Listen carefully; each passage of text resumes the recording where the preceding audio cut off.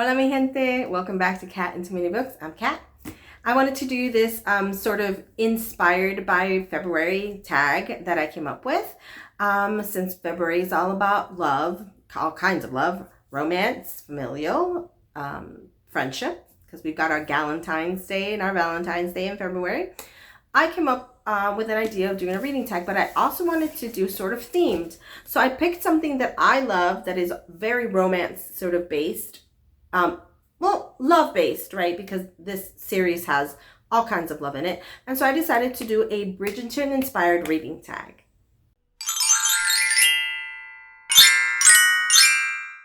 I'm hoping other people will do this tag because I'd love to see everybody else's answers to this. But I have picked 10 sort of tags, and I'm going to share what books I would choose for these tags. So let me go ahead and just get started with the first one.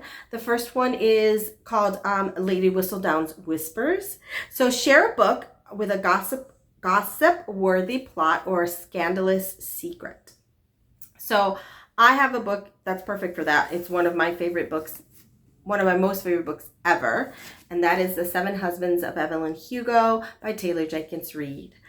This is very much a gossipy book, very much a book filled with secrets and scandals. Evelyn lives a very sort of gossipy, scandalous life. She is a celebrity, famous actress. A lot of stuff happens to her. She has 7 husbands. That is not just there for no reason. And I don't know, I love this book, and it has immense secrets and incredible secrets in it. And yeah, this would be the one that I would choose as one of the most gossip-worthy books. Reading tag number 2 is the Regency Ball. So pick a book with lush descriptions like balls, parties, nature. So I have 2 books. The first one that I want to talk about is The Night Circus by Erin Morgenstern. This is my favorite cover, but I have like 3.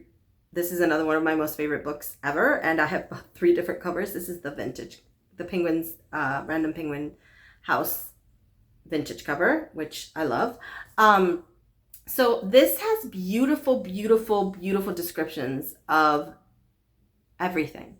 And it's just gorgeous and lush, and I love it. Like the descriptions of the people, the descriptions of the circus, the descriptions of the balls that they end up in, and all these different things.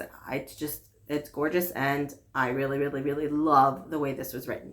And then the second book that I had, I couldn't find my version of this book. I have it somewhere in the house. I don't know where I put it. But for me, that would be 100 Years of Solitude by Gabriel Garcia Marquez, which is one of the most descriptive books I've ever read, about the town, the nature, the city, in general, the people, the places they lived. He really, really went into intricate details about so much of the surroundings. And it's beautiful, and I would definitely say this is another one that has quite lush and wonderful descriptions. All right, tag number 3 here is Dueling Gentlemen. So choose a book with a rivalry between 2 characters. I've got a couple of different choices here. I'm going to bring one that I've already talked about because, yes, The Night Circus, again, by Erin Morgenstern. I'm not going to talk a lot about, there is a rivalry between the 2 main protagonists, of course, and a romance as well. And their mentors have a rivalry. I can't say that word today. Yeah, so this is one. The next one in this particular thing is one that some people might have already read, and that's Vicious by V.E. Schwab. There is obviously a rivalry between the 2 main characters in here. They're best friends. Something terrible happens, and in the course of this book, they are enemies. Sort of like a supervillain origin story kind of thing. But yes, big time. And then the last one, and this is kind of one of probably the most famous rivalries that there is in literature, and that would be Sherlock Holmes, the rivalry between Sherlock Holmes and Moriarty. Famous, insane, literally deadly kind of rivalry. So yes, This would be probably one of the best ones ever. If you've never read Sherlock Holmes, I highly, highly, highly recommend it. So, reading tag number 4 is the diamond of the season. So, select a book featuring a strong, independent female protagonist. And I thought long and hard, and I came up with one of the ones that I think is one of the best female protagonists, and that would be Anne from Anne of Green Gables. I think she is an extremely strong female protagonist. I love her so, so, so much. And yeah, she is my choice in this for strong female protagonist. There's so many others, of course. There's any Jane Austen heroine. There's so many in modern books, obviously, like current books. But this was the one that literally popped into my head as soon as I said it. So, Anne from Anne of Green Gables. Number 5 that I have, the reading tag number 5, is Family Intrigue. Recommend a book with complex family dynamics or secrets. So I have 3 for this one, and 3 very different kind of books. One is actually nonfiction, because I thought this would be an interesting one to pull in some of my nonfiction. That would be I'm Glad My Mom Died by Jeanette McCurdy. I think this has extremely complex family dynamics. The relationship between Jeanette and her mother is toxic and complex and heartbreaking, and I mean, you love your parents sometimes no matter what happens, and this book really talks about that complex relationship she had with her mom and how it completely took over her life and how it guided so many of her decisions. So I think this is this would be a great read for that particular prompt. The next one that I have, and I think everyone can talk about the complex family dynamics in this particular book, and that's Little Women by Louise May Alcott. You know, the sisters love each other, but not always. And it has such complex relationships, not just between the girls, but between their parents as well. And of course their relationships with their aunts. And yeah, I think this is one of the best examples of really complex family dynamics where the family still very loving, but so much can just be in these like relationships that you have. So this would be a definite pick for that. And the last pick that I would have, it would be the 12 Tribes of Hattie, the 12 Tribes of Hattie by Ayanna Mathis. Is that right? Yes, Ayanna Mathis. I read this book a very long time ago, and I'm surprised that I never bought it. This was such a great book. It really talks about Hattie's entire family, so it's like a multi-generational sort of book, and it goes through all of the generations of her family, starting with her, and just how complicated all of their relationships are. Her relationships with her children, her relationships with her own parents, their relationship with their children. It's just an incredible book. It's told in 12 sort of vignettes, like 12 stories. So it's called The 12 Tribes of Hattie. And yeah, I love this book so much. I'm really surprised I don't actually own it. And if you haven't read it, I highly recommend it. Tag number 6 is Love is in the Air. Name a book with a swoon-worthy romance. The very first one I thought of, no joke, as soon as I heard this, was This Is How You Lose the Time War by Max Gladstone and Amal El-Mohtar. I hate it when I don't say the name right. Amal El-Mohtar and Max Gladstone. I don't know how to explain how I feel about the romance in this book. It's all epistolatory, so it's letters these two women write each other through a time war that they're having with the two different factions that they work for, and it's just I don't have the words. It's gorgeous, and I love this book so much. It is another one of my top 5 books. I don't have words, but the romance literally makes me my heart just ache so much. I love this so much. The next one that I have is actually one that I just read recently, and that's Rules for Ghosting by Shelley J. Shore. I love these characters. I love Jonathan and Ezra so much. I talked about it before.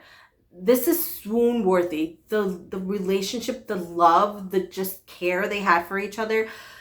I was just so moved, and I cried, and it was just gorgeous. And yes, oh my God, I love this book so much. And it is one of the most swoon-worthy romances I've read in a very, very, very, very long time. This is another I read recently, and of course, this is, for me, a very swoon-worthy romance. I don't know if everybody agrees, but Persuasion by Jane Austen, Anne and Wentworth. I love them so much. They make my heart pitter-patter. The letter he writes is just magnificent.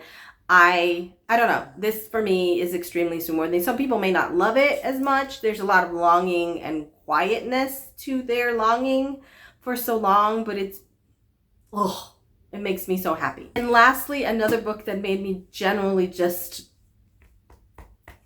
and that would be Red, White, and Royal Blue by Cassie McQuiston. They wrote such a great relationship with Alex and, oh my God, Henry. Right out my head sometimes. Alex and Henry is beautiful. I mean, the first part of it, like the first about 70 pages, is them sort of having a rivalry, kind of. Mostly good-hearted. And then they just sort of fall for each other, and they fall hard, and they fall deep, and it's beautiful. And I love how they are with each other, and I love all their moments. And I love how they talk about grief, and how they talk about family, and how they talk about their lives. And it's just excellent. Love this one so much. I had quite a few for that one. Reading tag number 7 for the Bridgerton inspired reading tag is High Society. Find a book set in a glamorous or aristocratic world. So I found a couple of books that sort of fall into that. And the one that I obviously, I have a few, but obviously I'm going to put this because this is a Bridgerton inspired tag. The Bridgerton world, right? Any of the Bridgerton books. My favorite is Romancing Mr. Bridgerton, which is right here. I mean, it's glamorous. It's aristocratic. I mean, the queen's involved. So much going on in it. So yes, that would be one of the ones, obviously. But I guess you want to say that's a bit of a cop-out because this is a Bridgerton-inspired reading tag. So I've got a few that are not Bridgerton. This one is actually set in the 1920s, and it is part of the Phryne Fisher murder mysteries. I don't know if anyone's ever read it. The series by Carrie Greenwood. This one's one of the books. This one's just the Lady with the Gun Asked the Questions. It's a story collection of quite a few stories. And I love Phryne Fisher. She is glamour. Her world is glamorous. I love it. It's not aristocratic necessarily, but there's so much glamour in her books.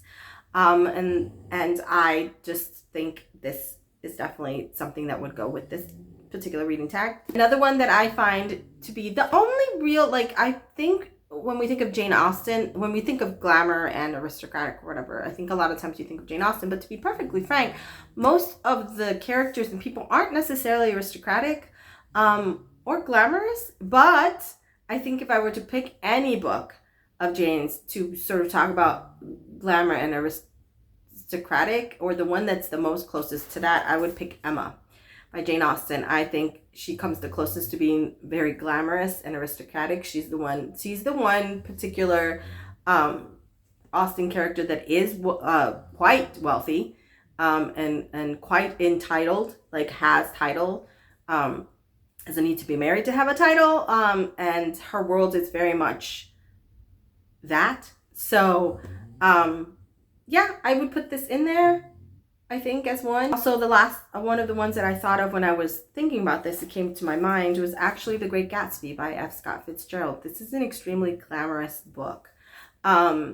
Just the descriptions of the parties and the people and just the world, even though it's underneath it all a very seedy, dark sort of world, it has a beautiful sort of glimmer to it and glamour to it, and very, very glamorous. Not aristocratic necessarily, but very glamorous. The next one is tag number 8, Letter Writing Secrets. Recommend a book with an intriguing or pivotal letter writing element. And of course, I'm going to say again, one of my favorite books. This is How You Lose the Time War by Max Gladstone and Amal Motar. This is a completely epistolatory book. It is all in letters. And the letters are super duper important to the plot. 100%. The element is the reason this book is as amazing as it is. It is pivotal for so much of the plot that they are doing this letter writing to each other over the space of time. It's over time that they're writing to each other. So yeah, it's a just amazing book. Please read it if you've never read it. And the second one, which is completely different from this one, but it is also pivotal. The letter writing is super important to the plot, and it is how the book is formatted, and that would be Daddy Longlegs by Jean Webster. This is also one of my favorite sort of classics, and the main character writes to Daddy Longlegs for the entirety of the book, and so much is revealed in these letters, and the letters themselves are very pivotal to the plot and to the character growth and to everything has to do with the story. So this is a wonderful wonderful book. I love this book so much. So reading tag number 9 is a little bit different. I would call it Grand Ball, and it would be name a bookish event or like a book convention or author signing you'd love to attend.